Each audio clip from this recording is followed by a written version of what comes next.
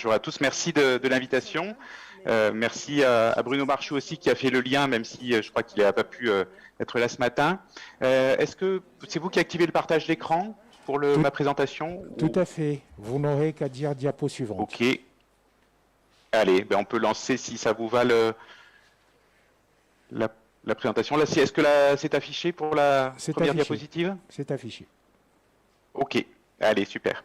Donc, je vous propose de faire un point sur les actualités thérapeutiques VIH. Alors, j'ai fait le choix de focaliser sur les nouvelles molécules qui sont disponibles depuis peu ou qui sont en développement proche, et les stratégies antirétrovirales, en sachant que dans les stratégies antirétrovirales, on va parler surtout de ce qui bouge là, c'est-à-dire les traitements d'action prolongée.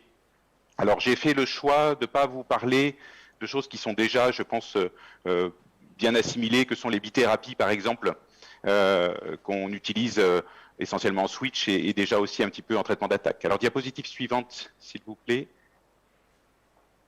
Alors, on va parler dans les molécules récentes, dont certaines sont déjà disponibles et d'autres vont l'être dans un délai relativement court. On va parler de l'ibalizumab, qui est un traitement injectable. C'est un anticorps monoclonal anti-CD4, je vais y revenir, qui va bloquer le processus d'entrée du virus.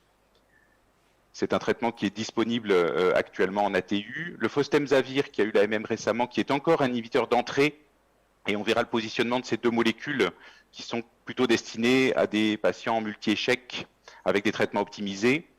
On passera un petit peu de temps sur cabotegravir et rilpivirine, puisqu'il y a pas mal d'éléments sur ce traitement nouveau qui est, enfin, pas les molécules ne sont pas nouvelles, mais sur le processus d'injection, d'action prolongée. Le lenacapavir, qui est encore en développement, qui est un inhibiteur de capside, qui a des propriétés intéressantes, et notamment que ce soit en curatif ou en PrEP, des traitements d'action longue. On parlera de l'islatravir, même si son développement est actuellement un petit peu contrarié, mais je vous expliquerai ça, et qui est une molécule aussi d'action prolongée, qui est intéressante à la fois en curatif et en PrEP. Et puis, juste pour le citer là, mais j'en parlerai pas parce que là, on est vraiment très tôt, on est en phase 2 encore, pour vous dire qu'il y a une nouvelle famille qui est dans le pipeline, qui sont des inhibiteurs de maturation, avec une molécule qui est actuellement en recherche de dose et en phase 2. Mais donc, il y a quand même une actualité sur des nouvelles molécules et des nouvelles solutions thérapeutiques pour les patients qui arrivent. Alors, sur la diapositive suivante, on va repositionner ces nouvelles molécules dans les cibles, dans le cycle viral. Dans la famille des inhibiteurs d'entrée, on avait jusqu'à maintenant le maraviroc, qui est un antagoniste de CCR5, ce qui nécessitait pour l'utiliser de bien caractériser le virus du patient. Ça ne marchera que sur certaines souches de virus qui utilisent ce récepteur d'entrée. Donc c'est une utilisation qui restait relativement restreinte en thérapeutique. Et l'enfevrtide, qui n'est pas nouveau, qui reste un traitement d'appoint ponctuel, mais qu'on n'utilise plus beaucoup actuellement, et qui avait la contrainte d'une injection sous-cutanée matin et soir. Et donc là, il y a deux nouvelles molécules dans cette famille des inhibiteurs d'entrée, qu'on va voir un petit peu plus loin, l'ibalizumab et le fostemsavir. Ça reste une famille qui ne va pas rester dans le traitement courant de l'infection par le VIH, mais qui est un recours pour des situations d'échec virologique. Sur la diapositive suivante, on va positionner d'autres molécules. Là, on est dans la famille des inhibiteurs nucléosidiques au sens large, avec l'islatravir, alors qui est un peu particulier dans cette famille-là, mais qu'on peut quand même ranger dans les inhibiteurs nucléosidiques, donc qui est une nouvelle molécule en développement qui a des propriétés intéressantes qu'on verra plus loin. Et puis dans les inhibiteurs non nucléosidiques de la transcriptase inverse, la rilpivirine, on la connaissait déjà, mais ce qui est nouveau, c'est sa forme injectable d'action prolongée qui sera couplée au cabotegravir pour les traitements long-acting qu'on va redévelopper après. Là, l'objectif, c'est vraiment juste de resituer le mode d'action de ces nouvelles molécules. Et vous voyez qu'on a des molécules qui vont jouer à différents niveaux du cycle viral. Dans la famille des analogues non nucléosidiques, il y a aussi une nouvelle molécule en développement qui est le MK8507, qui est une molécule proche de la doravirine, mais d'action prolongée, qui était en projet de couplage avec l'islatravir, par exemple, pour des traitements hebdomadaires. Sur la diapositive suivante, on a les anti-intégrases, famille actuellement très utilisée, et le cabotegravir que j'ai positionné là pour signaler son utilisation essentiellement sous forme injectable LP qui sera couplée à la rilpivirine. Et enfin, sur la diapositive suivante, on positionne l'inhibiteur de maturation qui est en développement et dont je ne parlerai pas plus. Et l'inhibiteur de capside, on aurait pu le positionner ailleurs parce qu'en fait, c'est une molécule qui joue à la fois probablement de façon précoce dans le cycle viral au moment de la décapsidation, et aussi probablement au moment de l'assemblage de la capside. Donc je l'ai mis là, mais il agit à plusieurs niveaux du cycle viral. Et donc vous voyez qu'on a finalement, et c'est intéressant, pas mal de nouveautés thérapeutiques à plusieurs niveaux du cycle viral qui vont venir donc enrichir notre panoplie. Alors je vous propose de commencer par dire quelques mots sur l'ibalizumab. L'ibalizumab, c'est donc un traitement qui s'attaque à l'hôte plus qu'au virus directement, puisque là c'est un anticorps qui va cibler le récepteur CD4 sans avoir d'effet de déplétion des lymphocytes CD4. On va juste bloquer, masquer le site d'interaction entre le virus et la molécule CD4. C'est un anticorps qui est actif sur VIH1 et sur VIH2, ce qui est intéressant puisqu'on n'a quand même pas beaucoup d'armes thérapeutiques pour VIH2 et qu'on peut être de temps en temps en difficulté, avec la contrainte par contre d'un traitement parentéral. Donc ça va être compliqué sur du long terme. C'est des perfusions intraveineuses qui s'administrent avec une dose de charge, puis des administrations toutes les 2 semaines. Toutes les 2 semaines, c'est assez court comme rythme et donc assez contraignant pour les patients. C'est assez court pour un anticorps monoclonal, mais d'habitude on les injecte plutôt toutes les 4 semaines, mais cet anticorps-là, en fait, il est internalisé dans la cellule et recyclé, et donc il y a besoin vraiment de garder ce rythme toutes les 2 semaines, on ne peut pas espacer plus, sinon l'occupation des sites CD4 à la surface du lymphocyte ne va pas être suffisant. Donc c'est quand même beaucoup de contraintes en pratique, mais ça peut être un appui ponctuellement pour passer un cap, et le positionnement de ce type de traitement, c'est clairement uniquement pour des patients avec des virus multirésistants, dans le cadre d'un traitement optimisé, donc sur des patients en échec, il n'y a pas du tout de place pour ce type de traitement-là, bien sûr, sur des traitements de routine. Et l'étude principale qui a évalué l'ibalizumab montre qu'il y a quand même un effet intéressant. Dans les 7 premiers jours, les patients recevaient que l'ibalizumab, et on voit donc l'effet de la monothérapie de ce traitement-là, qui faisait baisser quand même la charge virale d'un log. Et sur des patients qui sont compliqués, puisque c'est des patients qui avaient des virus multirésistants, on obtenait, alors ça peut paraître faible, mais sur des patients multi-échecs, c'est déjà intéressant, 40% à peu près de patients qui avaient une charge virale à 6 mois, avec donc relativement peu de recul. Attention, il a été mentionné qu'il y avait des échecs et des sélections de virus qui mutaient dans la GP120 pour ne plus interagir avec la même région de CD4 et donc qui échappaient à l'action de l'anticorps. Donc on voit aussi déjà des résistances. La tolérance est globalement correcte de ce traitement-là. Il a été décrit des signes cutanés et éventuellement des signes digestifs. Mais donc, voilà, intéressant, mais relativement contraignant par son caractère injectable tous les 15 jours, ce qui nécessite une hospitalisation de jour en pratique pour les patients toutes les 2 semaines. Ça peut être intéressant en traitement d'attaque, par exemple, associé à une multithérapie sur quelques mois, le temps d'essayer de gagner sur l'obtention d'une charge virale indétectable avant un allègement secondaire. Sur la diapositive suivante, je vais vous dire un petit mot assez rapide aussi sur le fostemsavir. C'est une nouvelle molécule qu'on appelle l'inhibiteur d'attachement. Là encore, il va empêcher l'AGP120 du virus de s'attacher à CD4, mais là, à la différence de l'anticorps précédent qui s'accrochait à CD4, là, c'est une molécule qui va aller sur le virus, sur l'AGP120. L'intérêt, c'est que par rapport au maraviroc, cette molécule est active, que ce soit des virus qui utilisent CCR5 ou CXR4, il n'y a pas besoin de faire de test de tropisme préalable. Avantage également, c'est que ça s'administre par voie orale, matin et soir. Et en fait, c'est une prodrogue qui va être métabolisée en principe actif, qui est le temsavir. Et ce métabolisme se fait par des cytochromes hépatiques, ce qui est source par contre de beaucoup d'interactions pharmacologiques. Et cette molécule va être perturbée par les inducteurs ou inhibiteurs des cytochromes hépatiques. Donc attention aux interactions médicamenteuses qui seront potentiellement nombreuses avec cette molécule qui est plutôt donc une victime des inducteurs ou inhibiteurs. Là encore, comme l'ibalizumab, cette molécule va se positionner pour le traitement de patients avec des virus multirésistants. Et il n'y a pas de place pour ce type de molécule-là sur des traitements de routine. Mais ça nous fait à nouveau un recours supplémentaire pour les situations d'échec. Et l'étude principale de développement de ce produit avait concerné des patients qui avaient soit encore une ou 2 molécules actives, soit des patients qui n'avaient plus du tout de traitement. Donc l'étude est en 2 parties. Il y avait 272 patients qui avaient encore une ou 2 molécules actives et sur les 8 premiers jours, ils ont reçu un traitement optimisé plus du fostemsavir ou du placebo, juste pour voir l'effet sur 8 jours de l'addition de cette molécule. Et on voit qu'il y a un effet de à peu près 0,8 log de décroissance en 8 jours avec l'ajout de cette molécule. Et puis après, les patients ont poursuivi tous le fostemsavir avec le traitement optimisé. et on a à peu près la moitié des patients qui avaient une charge virale contrôlée à S48. Ça peut paraître là encore faible, mais attention, c'est des patients avec des virus résistants. La deuxième cohorte, c'est des patients qui n'avaient aucun recours thérapeutique.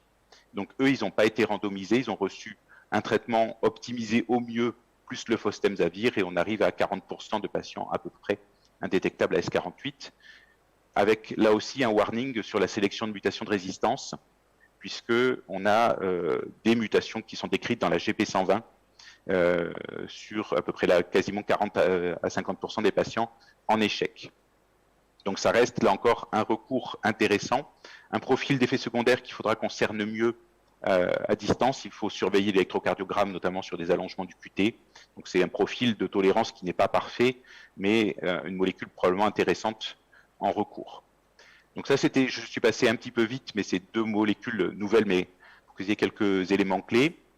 Sur la diapositive suivante, on va entrer un peu plus dans le vif du sujet sur les antirétroviraux d'action prolongée, où là, on a le cabotegravir et la rilpivirine qui sont déjà disponibles sur le marché, qui ont été étudiés toutes les 4 à 8 semaines, mais finalement, l'AMM, c'est toutes les 8 semaines et ça sera plus pratique pour les patients. On va le détailler longuement.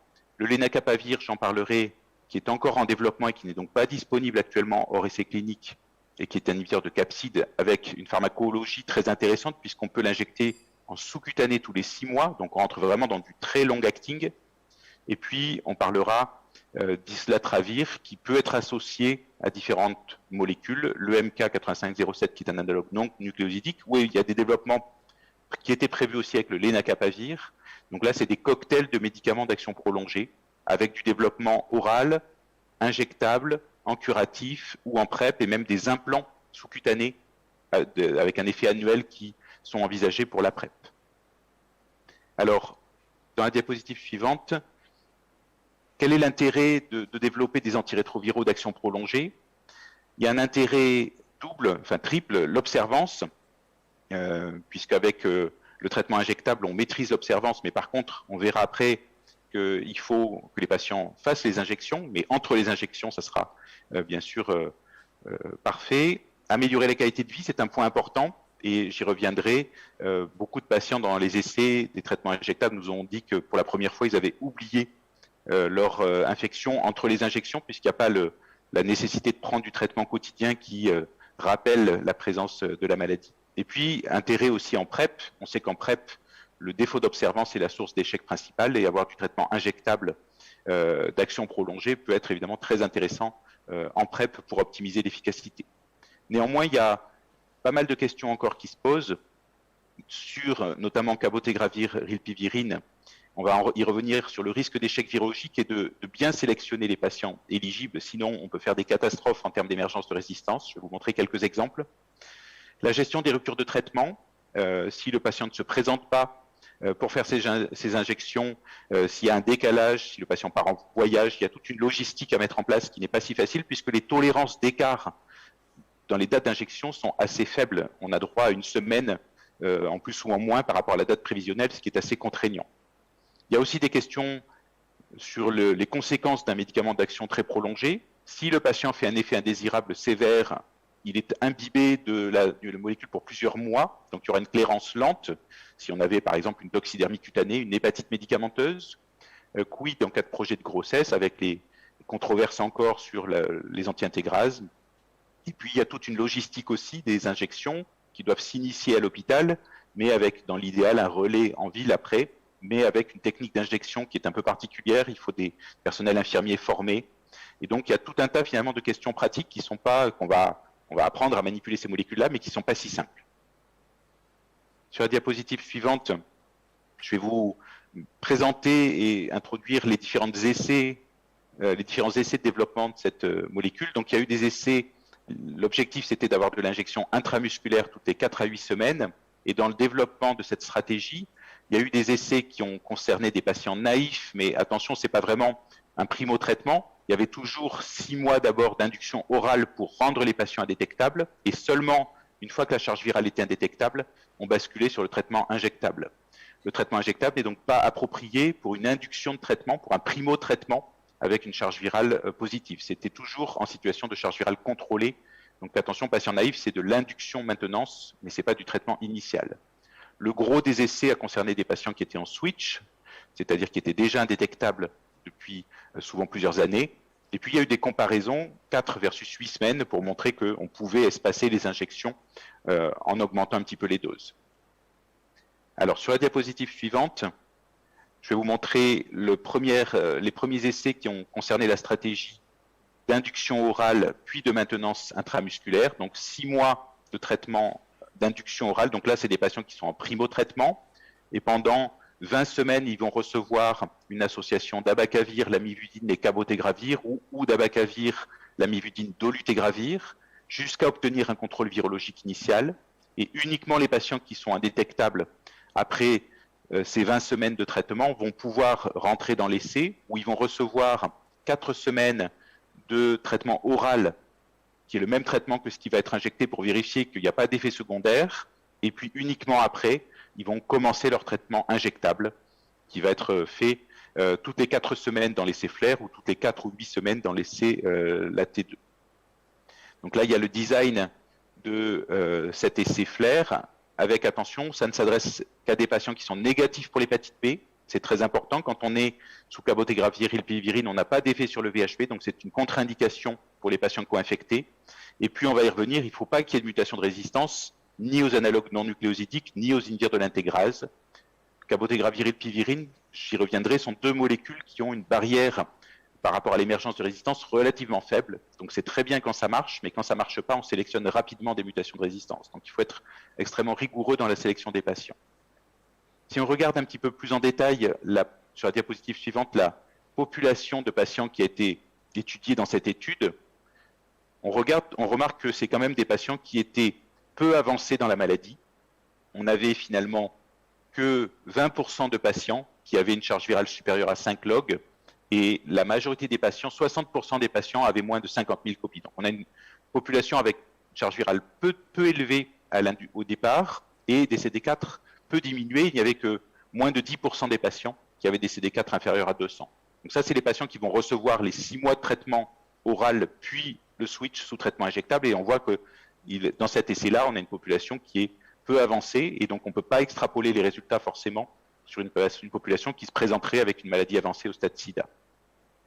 Sur la diapositive suivante, je vais passer vite, c'est l'efficacité, enfin passer vite c'est important, mais on voit que la charge virale contrôlée dans 93% des patients dans les 2 groupes, que ce soit le groupe qui a reçu le traitement oral puis switch injectable ou ceux qui ont continué du traitement oral sur les 48 semaines. Donc ça marche, encore une fois, dans un essai clinique avec des patients bien sélectionnés et tout le cadre qu'on a dans les essais cliniques en termes de suivi des patients pour qu'il n'y ait pas de perdu de vue, etc. Donc le passage en vraie vie peut être un petit peu plus compliqué que ces résultats qui sont bons dans les essais cliniques. Sur la diapositive suivante, maintenant, je vais vous montrer les essais en switch. Donc là, on s'adresse à des patients qui sont déjà contrôlés depuis plusieurs années en pratique et qui vont être randomisés soit pour continuer leur traitement actuel, soit pour switcher sous du traitement injectable.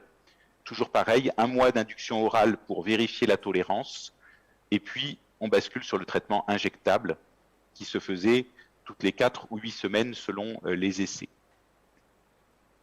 Sur la diapositive suivante, je vais passer vite, c'est la population étudiée dans cet essai de switch. Comme souvent, c'est des patients qui sont très bien contrôlés et parfaits. Ils ont 75% des CD4 à plus de 500. Ils sont indétectables depuis 4 à 5 ans en moyenne. Et il y avait la moitié qui était sous analogue non nucléosidique, un tiers sous anti-intégrase et 20% environ sous inhibiteur de protéase. Donc une population de 300 patients dans chaque groupe qui sont des patients bien contrôlés et avec un bon profil sur le plan immunovirologique. Et là encore, des patients qui n'ont pas d'antériorité de résistance à ces molécules-là, donc une population très sélectionnée. Sur la diapositive suivante, les résultats de cet essai de switch, avec là encore d'excellents résultats sur le plan contrôle de la charge virale, puisque plus de 90% des patients, 92% dans un groupe, 95% dans l'autre, restent indétectables à S48. Donc ça fonctionne dans ces populations et dans le cadre de ces essais cliniques, ce qui est une bonne nouvelle. On a des données assez solides pour montrer l'efficacité de ce traitement injectable. Sur la diapositive suivante, il y a eu après 4 semaines, c'était relativement contraignant pour les patients et donc rapidement, il y a eu le développement d'injections toutes les 8 semaines. Ça nécessite toujours une dose de charge. Et puis, avant de partir sur 8 semaines, on a J0, S4, S8 et seulement à ce moment-là, on pourra partir toutes les 8 semaines avec des doses injectées qui sont plus importantes, 600 mg de cabotegravir et 900 du Rilpi, plus importantes que quand on fait toutes les 4 semaines. Et il y a eu donc une comparaison frontale sur 500 et quelques patients dans chaque groupe qui ont reçu 4 ou 8 semaines pour montrer qu'on faisait aussi bien avec des injections toutes les 8 semaines qu'avec des injections toutes les 4 semaines et pouvoir valider ce qui a finalement été retenu pour la mise sur le marché, c'est des injections toutes les 8 semaines qui sont un bon compromis par rapport aux contraintes pour les patients. Sur la diapositive suivante, on voit les résultats 4 versus 8. Première colonne, 8 semaines, 94% de patients indétectables. Toutes les 4 semaines, 93%. Il n'y a pas de différence significative. Donc, on a un taux de succès qui est équivalent entre les groupes 8 et les groupes 4 semaines. Donc là encore, des données qui sont rassurantes et qui valident le schéma d'injection à 8 semaines. Ça, c'était pour les résultats principaux. Et maintenant, je vais vous parler un petit peu de la tolérance. Sur la diapositive suivante, on voit que dans les 2 essais, ce qui ressort, et pour la plupart des patients, c'est des douleurs au point d'injection. Quasiment tous les patients, 80% des patients disent qu'ils ont des douleurs au point d'injection, qui sont quand même pour la plupart des douleurs d'intensité modérée, mais qui peuvent persister pendant 24-48 heures. Le reste du profil de tolérance est globalement bon. Si on regarde sur la diapositive suivante, les patients rapportent que les douleurs au point d'injection s'atténuent au fur et à mesure du temps. Et quand on regarde les premières injections, il y a quasiment 75% des patients qui ont des douleurs importantes au point d'injection. Et puis petit à petit, ça s'estompe avec le temps, mais il reste toujours des douleurs. Les patients s'y habituent. On avait participé à l'évaluation de ces produits dans les essais cliniques et on injecte en intramusculaire séparément la rilpivirine et le cabotegravir et les patients signalent que la rilpivirine est plus douloureuse que le cabotegravir de façon à peu près systématique. Si on le fait en aveugle sans leur dire, ils nous signalent bien qu'un produit est plus douloureux que l'autre. Ça reste néanmoins tout à fait acceptable et la plupart des patients ont souhaité continuer le traitement et malgré cette douleur au point d'injection.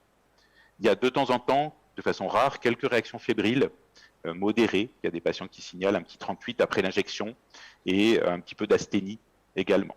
Mais si on regarde sur la diapositive suivante l'évaluation globale de la part des patients, est-ce qu'ils sont satisfaits globalement du traitement, toutes les 4 semaines, toutes les 8 semaines, ou ceux qui ont continué leur traitement oral? Et vous voyez qu'en rose, c'est ceux qui sont très satisfaits, et en bleu, ceux qui sont à 5 sur 6, donc satisfaits aussi. Et on voit qu'on a quand même 97% des patients, ou 98% des patients qui sont satisfaits de ce traitement-là, mieux globalement que ceux qui ont le traitement oral. Et à droite, c'est est-ce que vous souhaiteriez continuer ce traitement-là? Et vous voyez qu'une majorité des patients qui sont en injectable souhaitent continuer, ce qui veut dire qu'ils trouvent leur compte globalement et que malgré les douleurs au point d'injection, malgré les contraintes de l'injection, la plupart sont satisfaits et souhaitent continuer ce traitement. Sur la diapositive suivante, un petit point d'attention sur la pharmacologie. Il a été observé dans ces études que, en fait, on met du temps avant que ça s'équilibre en termes de concentration et qu'il y a un point bas autour de 8 semaines où les concentrations sont plus faibles avant que ça remonte. Vous voyez qu'il y a la dose de charge et puis ça va mettre un certain temps avant de se mettre à l'équilibre. Et ça a été identifié comme un timing un peu plus à risque en termes d'émergence de résistance. Et souvent, quand il y a eu des échecs, ça survenait à ce niveau-là, malgré du coup un traitement qui était bien conduit. Puis il n'y avait pas de problème d'observance puisque c'est de l'observance supervisée. Mais quand il y a des échecs virologiques, il peut y avoir des recommandations de faire des dosages pour certains patients, notamment des patients qui sont en surpoids, où on sait que la pharmacocinétique de résorption du médicament peut être différente si on n'a pas finalement injecté vraiment en intramusculaire, mais qu'on a injecté dans du tissu adipeux sous-cutané. Donc, avoir un BMI au-dessus de 30 est un facteur de risque d'échec, et avec probablement des raisons pharmacologiques, du coup, de résorption peut-être moins bonnes que l'intramusculaire vrai. Si on regarde maintenant en termes d'émergence de résistance, sur la diapositive suivante, on voit là, c'est des patients individuels dans l'essai Atlas de ZEM qui ont eu émergence de résistance. Et on a un patient ici à S8, un deuxième à S16, un autre à S16. Ce que je veux simplement vous montrer là, c'est que quand il y a émergence de résistance, il y a très souvent des mutations qui sont sélectionnées pour les analogues de l'intégrase et pour les analogues non nucléosidiques. Le premier n'a sélectionné que pour les analogues non nucléosidiques, mais les autres patients sélectionnent des mutations dans les deux familles. Donc on va griller, entre guillemets, 2 familles si jamais on est en échec. Et sur la diapositive suivante, c'est d'autres patients également. Vous voyez que quasiment à chaque fois, on a des mutations. Donc ça marche dans 93-95% des cas, mais par contre, quand ça ne marche pas, on va finalement avoir faire émerger des mutations de résistance dans les 2 familles. Et je vais vous illustrer ça avec un patient qu'on a eu à Toulouse, sur la diapositive suivante, qui a été en échec sous ce traitement injectable. C'est un patient qui pourtant n'avait jamais reçu dans son historique thérapeutique ni d'analogue non nucléosidique ni d'anti-intégrase. On a son profil de charge virale qui était contrôlé depuis une quinzaine d'années. Il avait été noté une mutation à baseline, qui est une mutation G190Q, dont l'imputabilité, enfin dont l'impact virologique est discuté. Et sur l'algorithme de la NRS, cette mutation était considérée comme sensible à la rilpivirine. Donc le patient avait été autorisé pour recevoir ces traitements injectables. Il a pris son traitement oral pendant 1 mois pour vérifier la tolérance. La charge virale est restée indétectable. Il a été randomisé dans le bras, injection toutes les 4 semaines. Et vous voyez que malheureusement, à S12, on a un échec virologique franc. Ce n'est pas sans copie, c'est 5 logs d'échec virologique, alors que le patient est sous traitement injectable. Donc on ne peut pas l'accuser de ne pas avoir pris son traitement.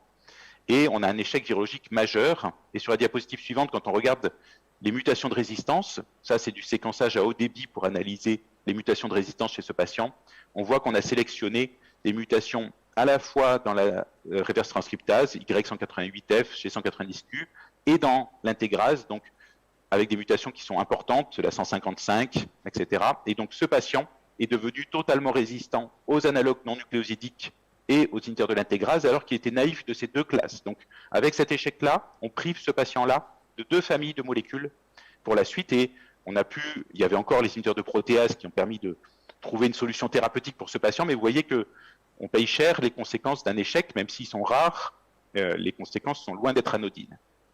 Tout ça pour dire que sur la diapositive suivante, il faut c'est à la fois une vraie avancée, et je ne veux pas être trop négatif, c'est une vraie avancée thérapeutique, mais on a une barrière génétique qui est relativement faible de cette bithérapie, que dans les essais cliniques, les échecs virologiques ont été très rares globalement, mais quand il y a échec, il y a des émergences de résistance. Et attention, on sait que dans les essais cliniques, on a des patients qui sont quand même très sélectionnés par rapport à ce qu'on va faire après nous en vraie vie.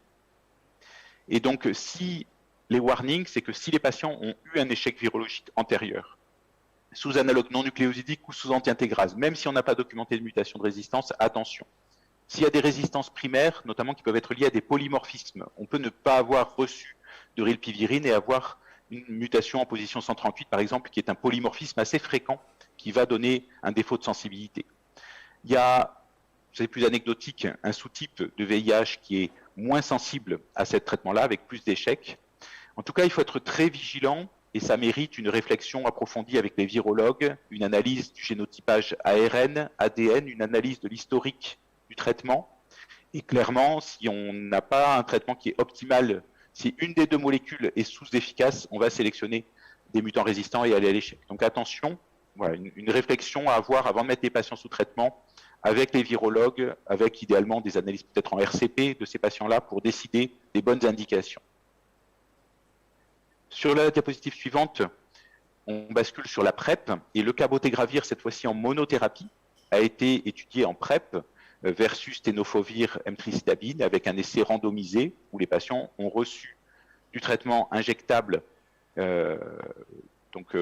par cabotegravir versus tenofovir emtricitabine avec, sur la diapositive suivante, des résultats qui sont bons, et même une supériorité du cabotegravir par rapport à tenofovir emtricitabine, puisqu'on sait que dans PrEP, la majorité des échecs sont des défauts d'observance, et là, avec le traitement injectable, l'observance était contrôlée, avec néanmoins, dans les quelques échecs sous cabotegravir, des virus résistants aux anti-intégrases, donc toujours ce problème de sélection de mutation de résistance. Et puis, donc, un bénéfice du traitement injectable dans cet essai, mais on a finalement des taux d'incidence, là, dans cet essai clinique, notamment dans le groupe contrôle qui est sous tenofovir FTC, qui sont pas si bons que ça par rapport à ce qu'on observe, nous, dans les cohortes de PrEP en France, où avec du traitement oral, on arrive à des taux d'incidence qui sont relativement plus bas. Donc là encore, peut-être que c'est un groupe contrôle qui n'était pas parfaitement observant, mais dans tous les cas, il y a dans cet essai-là une supériorité du cabotegravir, et donc c'est une nouvelle arme en PrEP qui devrait obtenir une MM prochaine et qui va nous permettre de diversifier les stratégies. Sur la diapositive suivante, on va changer de long-acting et on va aller un peu plus vite sur les autres. Le lenacapavir, donc là, on est sur une nouvelle famille de médicaments qui sont les inhibiteurs de capsid avec une puissance antivirale qui est intéressante puisque quand on regarde les concentrations qui sont nécessaires pour inhiber la réplication du virus, on est sur du picomolaire, ce qui est rare par rapport aux autres molécules. Donc c'est une molécule qui intrinsèquement est très active. C'est une nouvelle famille, donc il n'y a pas de résistance croisée avec les autres classes et elle a l'avantage d'une longue demi-vie qui permet de faire des traitements injectables tous les 6 mois. On voit que cette molécule-là, le lenacapavir en bleu, est actif sur la plupart des sous-types, moins actif sur le VIH2, globalement. En tout cas, il n'y a pas le delta qu'on avait par rapport à d'autres molécules, mais ça reste intéressant. Et donc, le gros avantage de cette molécule, c'est sa pharmacologie. Sur la diapositive suivante, on vous montre les concentrations qu'on peut obtenir après différentes doses, mais après une prise unique. Et on voit que 10 jours après la prise, on a toujours des concentrations qui sont en plateau et qui vont se maintenir. À droite, ici, on voit après de l'injection que là, on est sur 6 mois et vous voyez qu'on a encore ça diminue, mais on est encore dans un range thérapeutique et donc ça valide le schéma d'utilisation avec des injections tous les 6 mois. Et quand on donne une seule prise de ce médicament-là, qui est d'action longue, donc c'est une prise unique et on voit qu'on arrive à des décroissances de charge virale de l'ordre de 2 logs, ce qui est important. Donc c'est un médicament qui a une forte activité antivirale et une très longue demi-vie. Et donc le schéma sur la diapositive suivante qui a été validé, c'est de faire d'abord du traitement oral pour faire des doses de charge. On donne des 600 mg 2 fois, puis 300 mg à J8. Et puis après, on bascule sur le traitement injectable qui va se faire 2 fois par an, avec 900 mg injectés, qui permet, même au bout des 6 mois, de rester sur des concentrations qui sont efficaces. Ce traitement-là donne quand même des réactions assez significatives au point d'injection. Il y a souvent des nodules au point d'injection, des réactions des fois un petit peu inflammatoires, mais le confort des injections sous-cutanées. Sauf qu'il faut trouver avec quoi l'assembler, puisque qu'est-ce qu'on va faire en multithérapie? On n'a pas d'autres molécules à ce jour qui ont une durée de vie aussi longue, une demi-vie aussi longue, pour l'associer en multithérapie. Donc le lenacapavir, il peut avoir un développement en PrEP, en monothérapie, avec une injection tous les 6 mois, et en curatif, il va falloir trouver quand même avec quoi l'associer. Sur la diapositive suivante, il y a 2 essais qui sont encore en cours en partie pour évaluer ce traitement.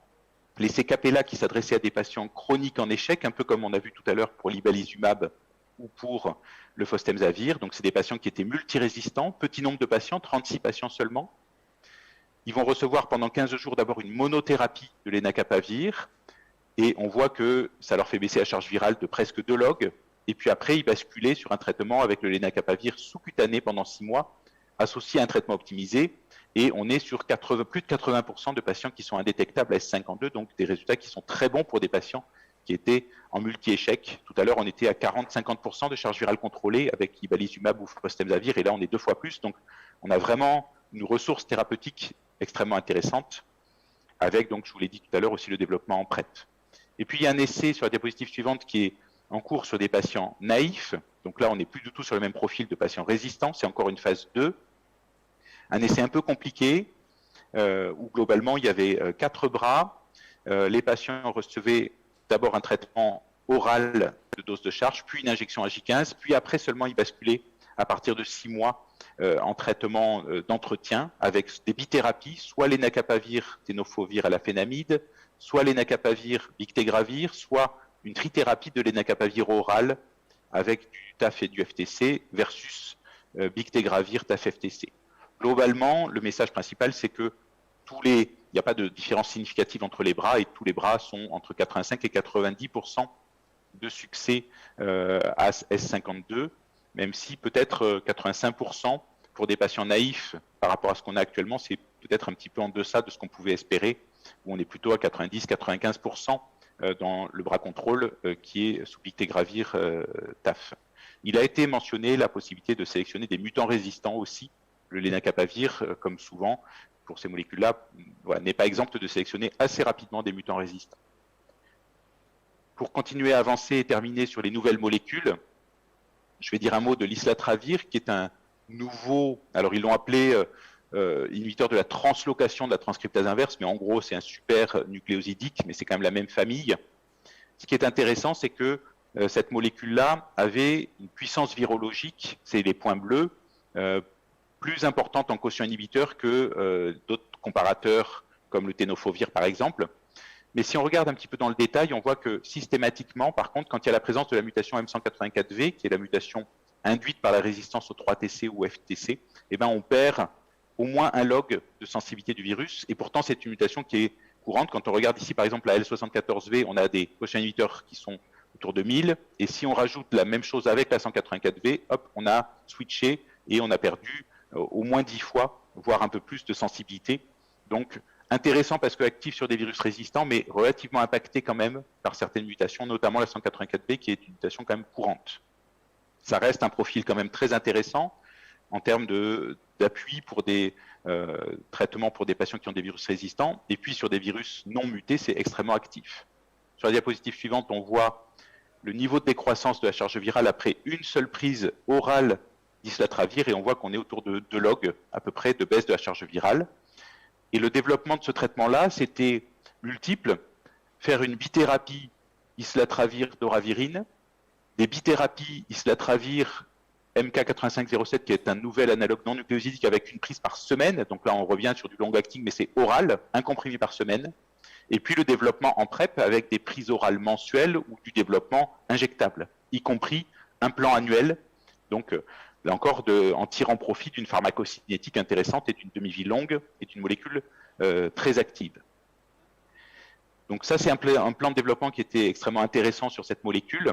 Malheureusement, sur la diapositive suivante, il y a eu une mauvaise nouvelle qui est arrivée en fin d'année dernière, puisque les essais de développement de cette molécule, pour ceux qui l'utilisaient à forte dose, donc pour les traitements espacés, ont été interrompus temporairement, ou définitivement, on verra, notamment les essais de traitement hebdomadaire, mais aussi les traitements utilisant du traitement mensuel ou injectable ou implant.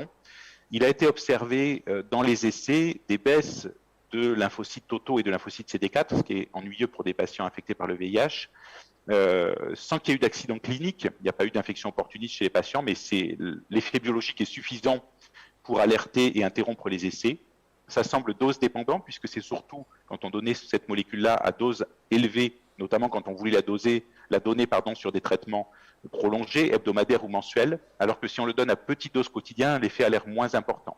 On ne sait pas le mécanisme encore, mais en tout cas, c'est quand même un gros frein au développement de cette molécule qui était pourtant intéressante et prometteuse à la fois en curatif et en PrEP. Est-ce que ça sera un enterrement total de cette molécule, ou en tout cas là il y a un développement qui est extrêmement perturbé par la mise en évidence de ces effets secondaires biologiques. Donc les essais avec l'islatravir à faible posologie en prise quotidienne sont poursuivis avec une surveillance rapprochée, mais par contre tous les essais qui étaient hebdomadaires ou injectables ont été suspendus par la FDA et l'Agence européenne.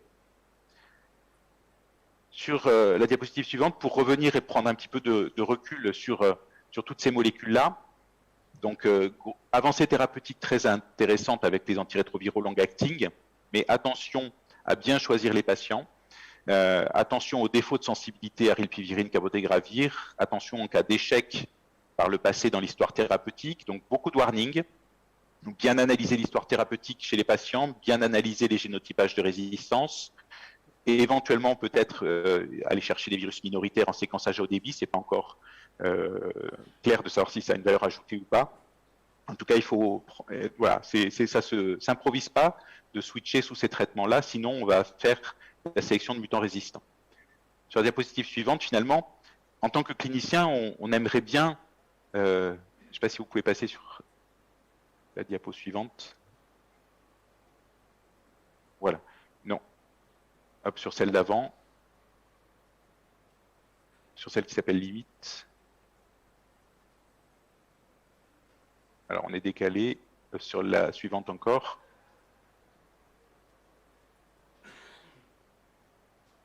Ça passe pas?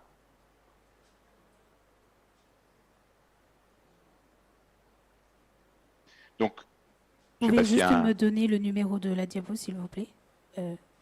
C'est la 40. 40. Parfait, c'est celle-là.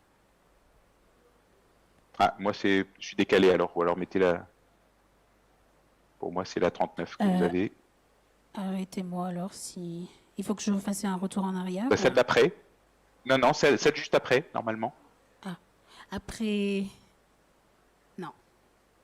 Donc, Bon, en fait, non, il y en a une, c'est pas grave, on bascule, mais bon, vous pouvez remonter si vous voulez, il y a un petit bug, mais c'est pas grave. C'est pas, en fait, ce que je voulais simplement vous signaler, c'est qu'on aimerait, en tant que clinicien, on est intéressé pour donner ces traitements à des patients qui sont inobservants, des patients qui ont des fois des troubles psychiatriques et des défauts, des difficultés à prendre leur traitement, des patients désocialisés. Et finalement, tous ces patients chez qui on se dit un traitement injectable supervisé serait intéressant, finalement, c'est les mauvais candidats à ces traitements long-acting, parce que pour prendre ces traitements long-acting, il faut au contraire être extrêmement intégré, suivi, sérieux dans les prises, et il ne faut pas louper des injections, sinon on va faire des catastrophes en termes d'émergence de mutants résistants. Donc finalement, c'est une limite qui est importante chez ces patients-là. Donc attention, et dans les essais cliniques, on avait des patients très sélectionnés, très fiables, qui venaient faire leurs injections, et donc c'est pas une bonne solution finalement pour des patients justement qui sont inobservants. Ça va être du confort pour des patients qui étaient déjà observants, mais ça sera dangereux probablement pour les patients qui étaient inobservants, parce qu'on risque, si on perd de vue un patient qu'on a injecté sous traitement, qu'on a mis sous traitement injectable, il va sélectionner des mutants résistants. Donc sur la diapositive, voyons si vous basculez sur la suivante. Il y a juste une diapo qui avait sauté, je pense. Voilà, donc la gestion des ruptures de traitement. Qu'est-ce qu'on fait si un patient ne fait pas une injection? On peut aussi faire on a une semaine de marge dans un sens ou dans l'autre pour adapter le timing d'injection. Si un patient part en voyage, par exemple, on peut aussi faire un relais oral, revenir à du traitement oral, puis repasser à du traitement injectable.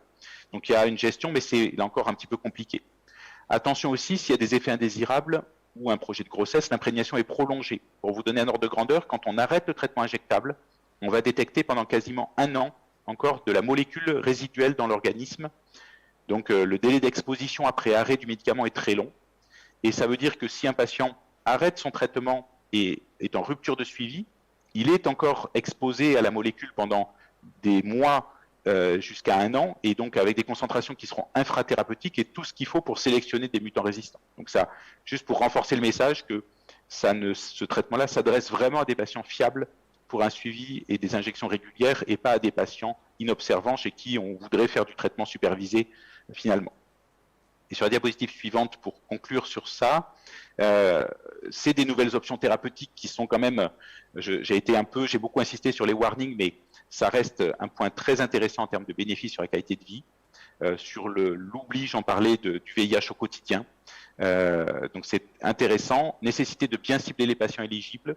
Attention à la virologie, aux résistances, les modalités pratiques d'administration et la gestion des interruptions, mais voilà, un vrai plus quand même dans la panoplie thérapeutique pour offrir des nouvelles solutions pour les patients. Et puis, il y en aura d'autres derrière. On a pour l'instant cabotegravir et le pivirine, on a parlé du lenacapavir qui va arriver, et puis il y a d'autres choses qui sont en développement, donc c'est quelque chose qui va se renforcer en curatif et en PrEP aussi.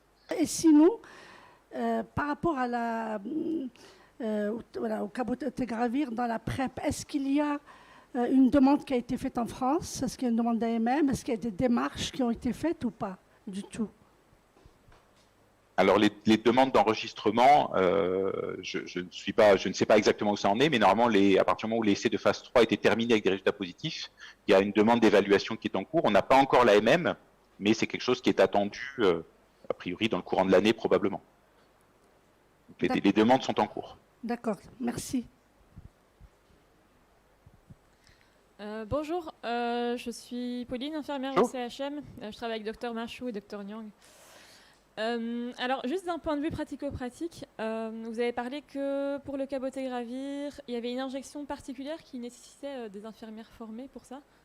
C'est quoi exactement comme module? Alors, c'est pas que le cabotegravir, c'est pour le cabotegravir et la rilpivirine, où en fait, il y a une technique d'injection recommandée qui n'est pas juste une intramusculaire standard. Alors, c'est pas très différent et c'est pas sorcier, mais il est dans les kits de ce médicament, il y a et puis il existe des petits tutos pour.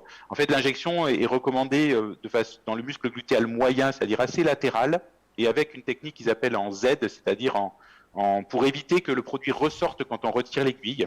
Donc en fait, en pratique, il faut tirer la peau, injecter puis relâcher pour pas que ça ressorte. C'est juste une petite technique d'injection intramusculaire, mais ça nécessite une mini formation pour les personnels infirmiers qui vont l'utiliser. Ouais, donc c'est pas juste une intramusculaire comme on le ferait pour un antibiotique en intramusculaire classique. Et du coup, c'est pas possible d'être fait par le patient, c'est ça que vous voulez dire, lui-même? Non, on peut pas le faire par le patient. Il faut et puis il faut. Après, l'apprentissage est court, mais par contre, pour l'instant, c'est voilà, on peut pas faire de l'auto-injection et ça n'a pas été validé pour les injections au niveau des cuisses, par exemple. C'était dans tous les essais, ça a été fait uniquement au niveau glutéal et avec ces précautions-là. Okay, il faut que l'injection soit profonde. Ça peut être un peu compliqué aussi pour les patients qui sont en surpoids, puisqu'il y a le risque d'injecter dans le tissu adipeux et pas dans l'intramusculaire. Et là, il faut utiliser des aiguilles aussi potentiellement plus longues pour être sûr d'être en intramusculaire et bien choisir le site d'injection. Voilà, bon, c'est des petites particularités. D'accord. Et deuxième question. Je sais... Attendez, je vais reprendre mes notes. Vous aviez dit que, je crois pour limiteur de capside ou quelque chose comme ça, c'est pas recommandé pour les femmes enceintes. Est-ce qu'il y a des études qui ont été faites ou c'est simplement par précaution Alors, pour limiteur de capside, on ne sait pas, il n'y a pas eu d'études, je pense, sur les femmes enceintes. Après, c'était par rapport au cabotegravir. Alors, c'est toute la question des anti-intégrases pendant la grossesse. Vous savez que la question se pose pour le dolutegravir aussi, avec des discordances dans les recommandations internationales. L'OMS positionne le dolutegravir comme possible pour les femmes en âge de procréer pendant la grossesse, considérant qu'il y a quand même beaucoup d'avantages à ce traitement-là, notamment dans les pays du Sud. On sait quand même que ça a été incriminé dans une petite augmentation des malformations de fermeture du tube neural, donc risque de spina bifida et autres, qui n'est pas très important, mais qui est significatif néanmoins. Donc, la question de savoir si c'est complètement anodin de faire du cabotegravir ou du dolutegravir, ça se joue dans l'embryogénèse, c'est-à-dire c'est le premier mois de la grossesse en pratique. C'est pas complètement tranché, même si c'est un risque qui est très faible globalement, mais qui reste un petit peu plus que si on fait pas. Donc il y a un petit surrisque quand même. Donc il y a pas. Donc la question va quand même se poser de savoir est-ce qu'on fait du cabotegravir à une femme qui souhaite avoir un projet de grossesse à court terme, en sachant que si on a démarré le traitement, même si on l'arrête, le médicament va persister dans l'organisme pendant quasiment 1 an après l'arrêt des injections. Donc soit on décide qu'il n'y a pas de risque et qu'elle peut tomber enceinte sous ce traitement-là, soit tant qu'on ne sait pas, c'est peut-être... voilà, donc ça c'est des points qui sont en discussion encore. Ok, merci.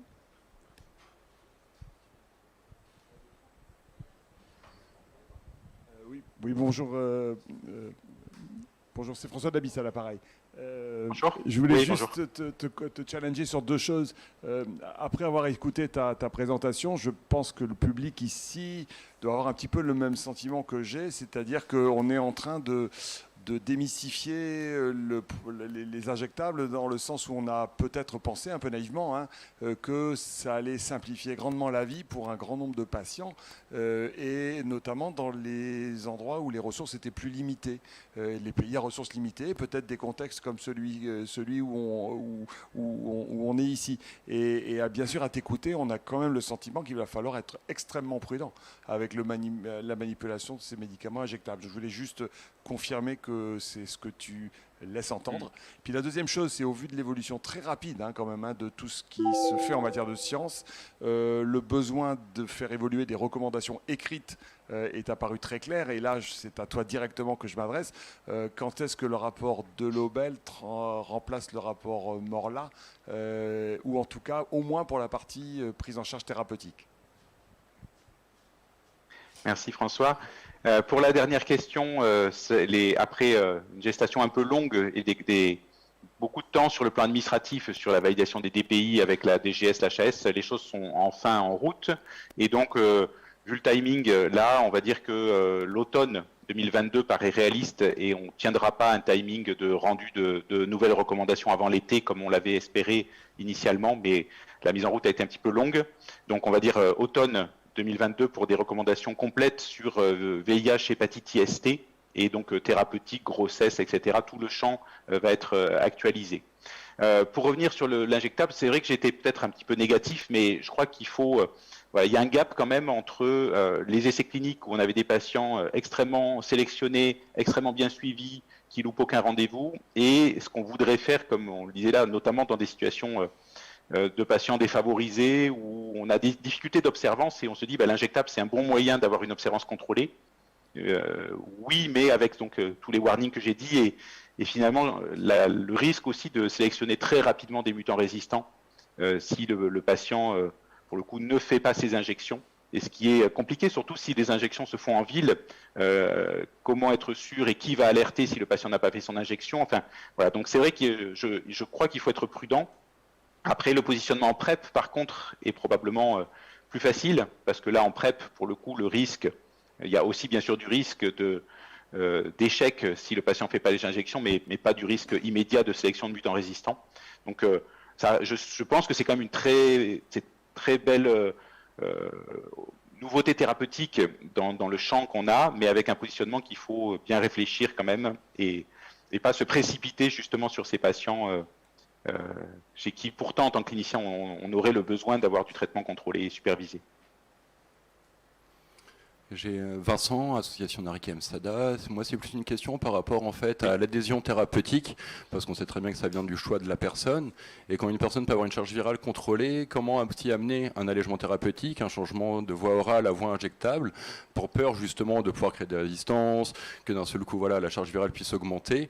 Comment aussi bien amener, voilà, que ça soit dans le tissu associatif, parce que clinicien c'est une chose, mais quand les personnes peuvent venir nous parler de « tiens, on m'a proposé de changer de molécule, on m'a proposé un allègement thérapeutique », comment nous, associatifs, acteurs terrain aussi, pouvoir aborder la question.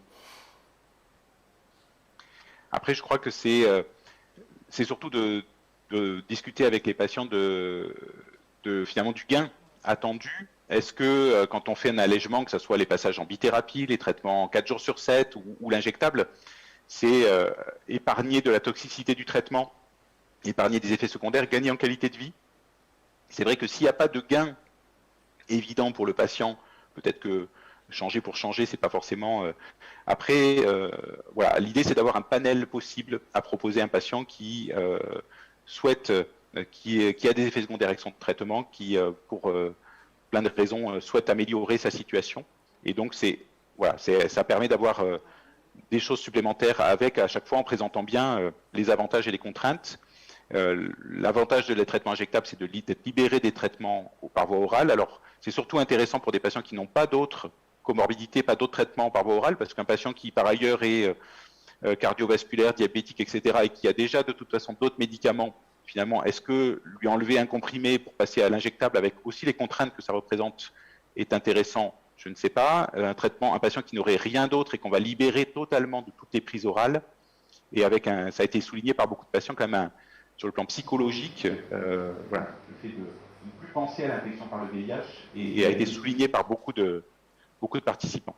Donc voilà, mais après ça va être du cas par cas, c'est pas la panacée pour tout le monde, il faut qu'il y ait un gain individuel. Il y a aussi des patients qui sont allés sur l'injectable et qui finalement en reviennent en disant que c'est quand même contraignant toutes les 8 semaines et on n'a qu'une semaine de marge en plus ou en moins pour faire l'injection, que c'est quand même douloureux, mais il y en a qui sont extrêmement satisfaits. Dans les essais cliniques, encore une fois, ils étaient quand même très satisfaits de ce traitement injectable en termes de confort. Moi, juste pour réagir sur tout ça, j'ai quelques patients qui m'ont déjà parlé de ces injections et qui sont super motivés. Mais alors, c'est plutôt des patients qui prennent justement super bien leur traitement et qui ont très envie d'avoir un gros allègement thérapeutique. Maintenant, c'est un peu biaisé parce que forcément, c'est aussi des patients qui ont un niveau d'études qui est peut-être un peu supérieur aux autres et qui sont capables d'aller chercher eux-mêmes les renseignements, qui ont un métier, qui savent se déplacer, etc. Donc, c'est peut-être pas représentatif, mais il y en a quand même. Voilà. Après, c'est probablement aussi les bons candidats, finalement, comme on disait, que les patients qui étaient déjà très observants sur leur traitement oral, c'est plutôt un gage que ça va bien se passer avec le traitement injectable. Et là encore, sur des patients qui étaient peu observants avec le traitement oral, on est plutôt plus prudent. Disons que les patients déjà peu observants, ils n'ont pas trop envie de savoir ce qui se passe au niveau du VIH, donc ils ne sont pas les renseignés. François Labiche, je reprends la parole. On n'a pas, je ne sais pas si la commission de transparence, tout ça est absolument finalisé, mais est-ce qu'on a donc une idée, parce que la question des coûts des traitements ici est un sujet quand même, même si elle est aussi un sujet en métropole, puisque c'est la sécurité sociale qui le paye. Est-ce qu'on a quand même une idée de ce que ça va coûter en plus par rapport à un comprimé par jour, quoi? Alors, pour cabotegravir rilpivirine injectable, les prix ont été alignés sur le coût d'un traitement oral. Avec les injections, puisque c'est toutes les 8 semaines, le prix d'une double injection revient à 2 mois de traitement oral avec un traitement standard de type Abacal, Amivudine, dolutegravir par exemple. Donc ça, pour le coup, pour cabotegravir rilpivirine, on connaît le coût et il n'y a pas de surcoût par rapport à un traitement standard. Après, ça reste plus cher qu'un traitement générique.